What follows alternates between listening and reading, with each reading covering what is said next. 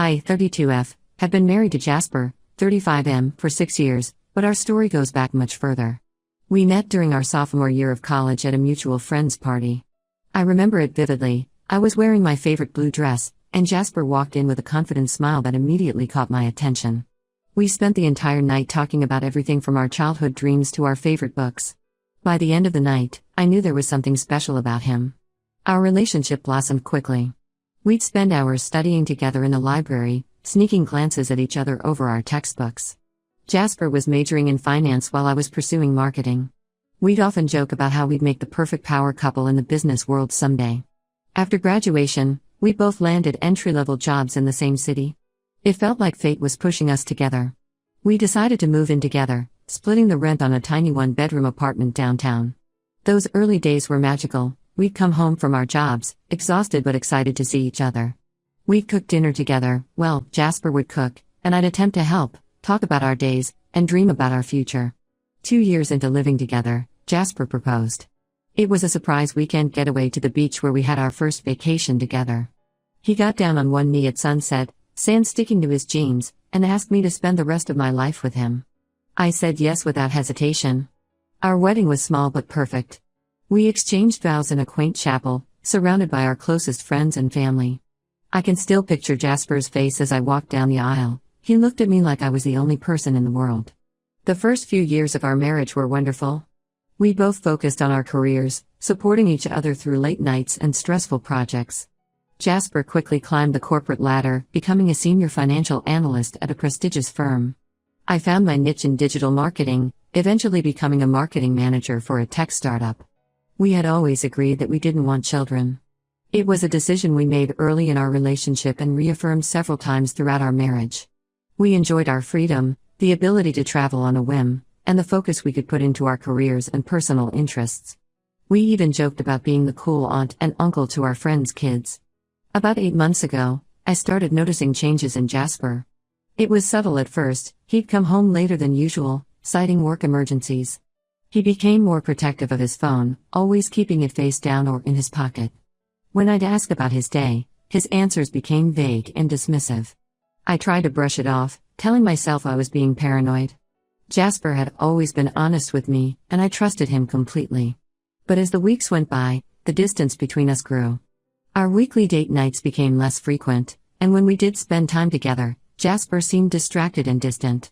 One Friday evening, Jasper came home looking visibly upset. His tie was loosened, and his usually neatly combed hair was disheveled. I asked him what was wrong, and he broke down crying. What he told me next shattered my world. Jasper confessed that he had been having an affair with his coworker, Melody, 28F, for the past 6 months. I felt like I had been punched in the stomach. The man I had trusted with my heart, the person I thought I knew better than anyone else, had betrayed me in the worst way possible. But that wasn't even the worst part. Jasper then revealed that Melody was 3 months pregnant with his child. I felt the room spin around me. Not only had Jasper cheated on me, but he had also gotten another woman pregnant, something we had both agreed we didn't want in our own marriage. I was furious and heartbroken. I told Jasper to leave and pack a bag. I couldn't bear to look at him. I called my best friend, Sabrina, 33F, in tears and asked if I could stay with her for a few days. Sabrina, bless her, didn't hesitate. She came to pick me up within the hour. The next few days were a blur. I alternated between crying, raging, and feeling completely numb. Sabrina was my rock, listening to me vent, bringing me comfort food, and assuring me that none of this was my fault. Meanwhile, Jasper kept calling and texting, begging for forgiveness and saying he'd end things with Melody. I wasn't sure what I wanted to do, but I knew I needed time to process everything. After a week, I agreed to meet Jasper to talk things through. We met at a neutral location, a quiet cafe near our apartment. Jasper looked terrible. He had dark circles under his eyes and seemed to have lost weight. He started by apologizing profusely, saying the affair was a huge mistake and that he wanted to make things right. Then, to my utter disbelief, Jasper dropped another bombshell. He said he had been thinking about the situation and had come up with a solution. He proposed that we stay married, and once Melody had a baby, we would raise it together. He said Melody wasn't ready to be a mother and had agreed to let us adopt the child. I couldn't believe what I was hearing. Jasper actually expected me to raise his love child with his mistress? I asked him if he was out of his mind. He tried to justify it by saying it would solve everything. He wouldn't have to leave me, and we could have a family like he always secretly wanted. This revelation hit me like a ton of bricks. Jasper had lied about not wanting children. All those conversations we had, all those times we reaffirmed our decision not to have kids, had they all been lies? I felt like I was looking at a stranger. I told Jasper absolutely not, and that I wanted a divorce. Jasper became desperate, saying he'd do anything to make it work. He even suggested that Melody could move in with us temporarily so we could all adjust to the situation. The audacity of his suggestion made me feel sick. At this point, I'd had enough. I stood up, told Jasper he was delusional, and left the cafe. On my way home, I couldn't stop thinking about Melody. Did she know about Jasper's insane plan? Did she really agree to give up her baby, or was Jasper manipulating her too? I decided Melody deserved to know the truth. I still had her contact information from a company holiday party last year. With shaking hands, I composed a long email detailing everything Jasper had told me, including his plan for us to raise the baby together. Melody replied quickly, and her response confirmed my suspicions. She had no idea about Jasper's plan and never agreed to give up her baby.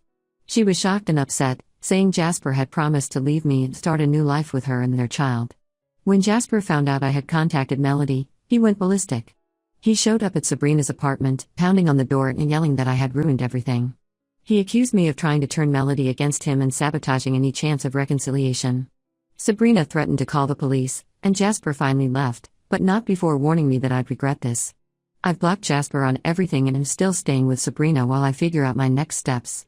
I'm meeting with a divorce lawyer next week to start the process. The life I thought I had, the future I had planned, it's all gone. I feel lost and betrayed, but I know I can't stay with Jasper after everything that's happened. So, Reddit, Ida for telling Melody about Jasper's plan and potentially ruining any chance of reconciliation? I feel like I did the right thing, but Jasper's reaction has me second-guessing everything. Update 1, it's been about a month since my last post, and to say a lot has happened would be an understatement. First, I want to thank everyone for their support and advice. Your words have been a lifeline during this turbulent time, reminding me that I'm not alone in this struggle. After my initial post, I met with a divorce lawyer recommended by Sabrina. Her name is Evelyn, and she's been practicing family law for over 20 years.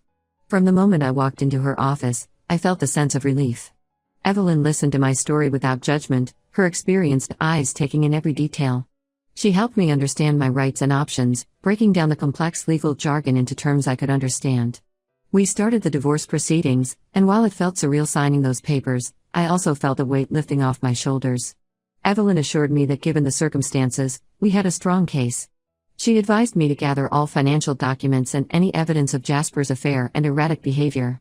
I spent the next few days combing through emails, text messages, and bank statements, feeling like a detective in my own life. About a week after meeting with Evelyn, I received a surprise message from Melody. My heart raced as I read her words asking if we could meet in person to talk. I was hesitant at first, the thought of facing the woman who had been with my husband made my stomach churn.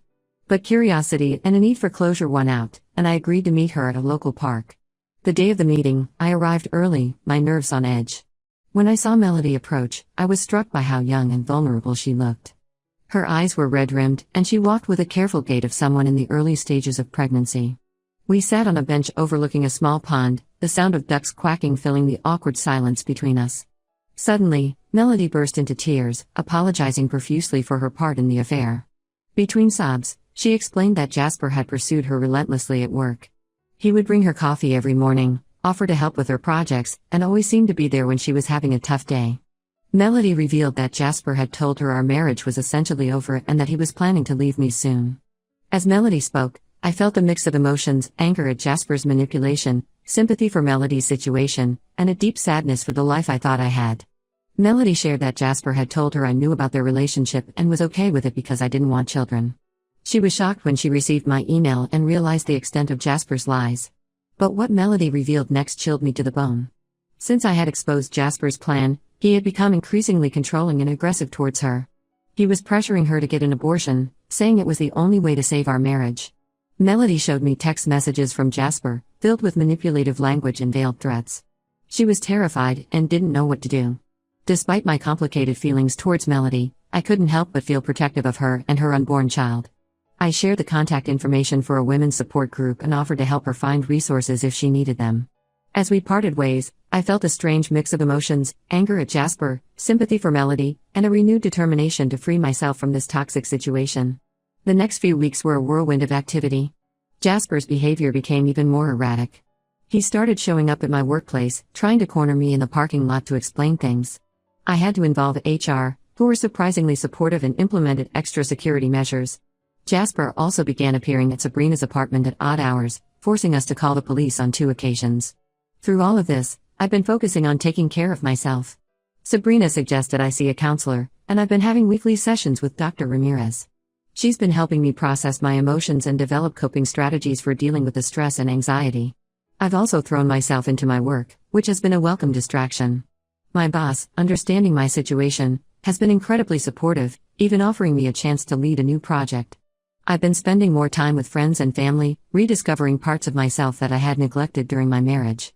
I've started painting again, something I used to love but gave up when life got busy. The act of putting brush to canvas has been incredibly therapeutic, allowing me to express emotions I can't put into words. As for the divorce proceedings, they're moving forward, albeit slowly. Jasper is contesting the divorce, claiming that my interference in his relationship with Melody is grounds for a fault divorce. Evelyn assures me his claims are baseless, but it's still frustrating to deal with these delays. Melody and I have had a few more conversations. She's decided to keep the baby and is looking into her options as a single mother. While I can't forgive her for her part in the affair, I do hope she finds a way to create a stable life for herself and her child, far away from Jasper. As I write this update, I'm sitting in the spare room at Sabrina's apartment, surrounded by half-unpacked boxes of my belongings. It's not where I imagined I'd be at this point in my life, but I'm trying to see it as a fresh start rather than an ending. The road ahead is still long and uncertain, but for the first time in months, I feel a glimmer of hope for the future. I'll post another update when there are significant developments in the divorce proceedings or if anything major happens with Jasper or Melody. Thank you all again for your support, it means more than you know.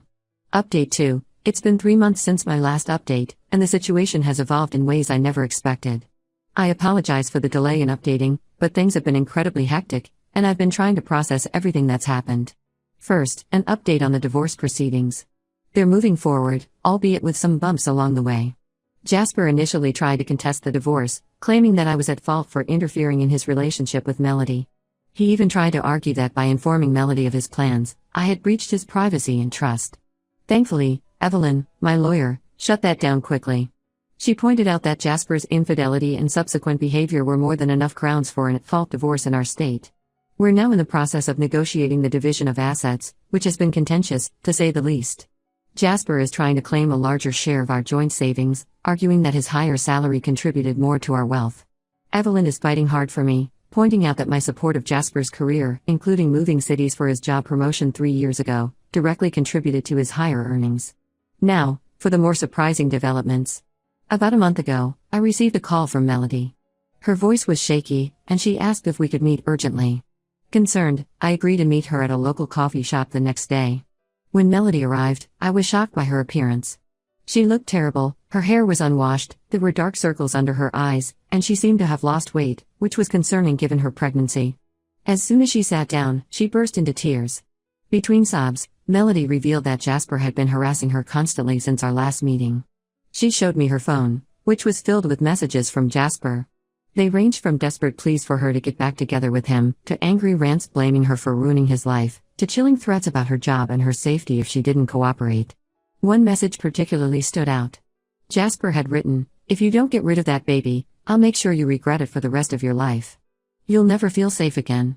The timestamp showed it was sent at 2 a.m. just a few days ago. Melody was terrified. She said Jasper had shown up at her workplace several times, causing scenes that had put her job at risk. He'd also been seen lurking around her apartment complex, leading her to stay with a friend out of fear for her safety. As I listened to Melody, I felt a mixture of horror, anger, and guilt. Despite my complicated feelings towards her, I knew I had to help. No one deserved to live in fear like this, especially not someone who was pregnant and vulnerable. I encouraged Melody to file a police report and seek a restraining order against Jasper. When she hesitated, scared of potential repercussions, I offered to go with her to the police station for moral support. She agreed, relief evident in her eyes. The next day, we went to the police station together. It was a surreal experience, standing beside the woman my husband had an affair with, united in our fear of the man I once loved. The officer who took our statement, a kind-faced woman named Officer Chen, listened attentively and took detailed notes. She seemed particularly concerned about the threatening messages and Jasper's stalking behavior. Based on the evidence Melody provided, the police issued a temporary restraining order against Jasper, pending a court hearing. Officer Chenna also suggested that Melody consider pressing harassment charges, given the nature and frequency of Jasper's messages. When Jasper found out about the restraining order, he completely lost it.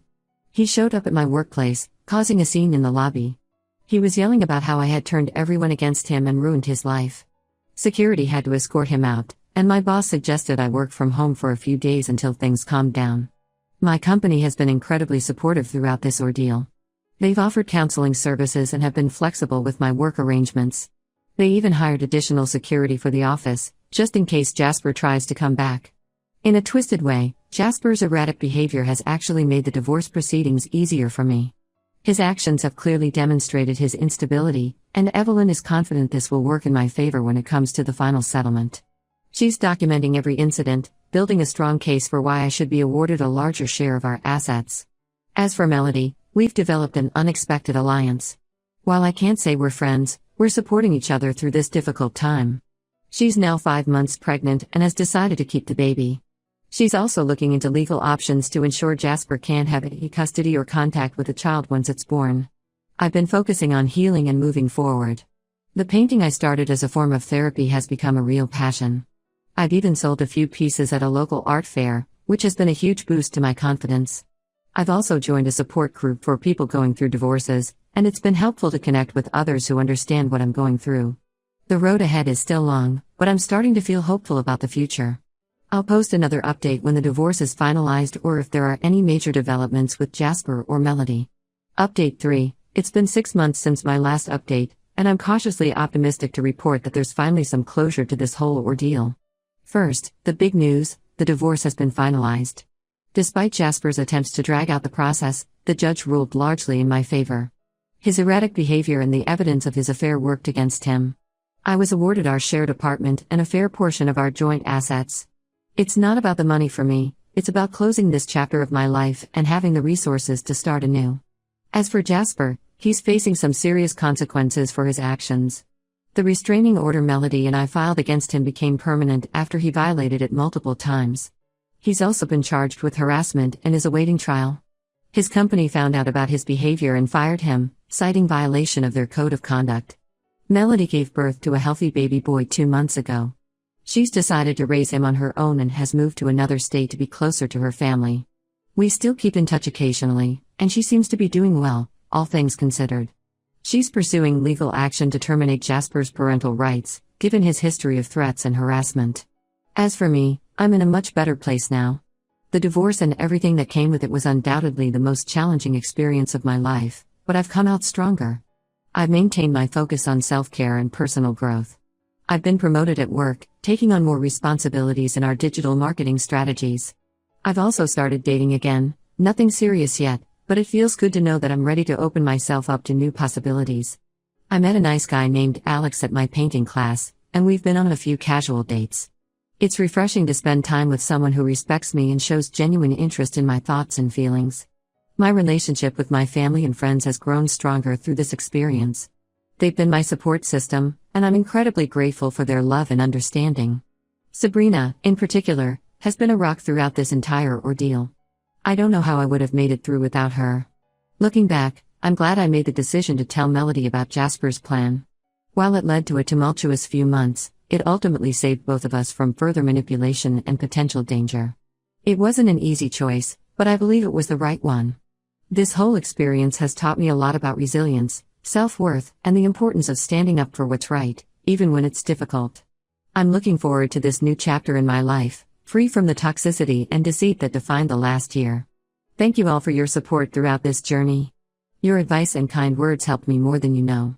While I hope never to have to post in this subreddit again, I'm grateful for the community I found here during one of the most challenging times of my life.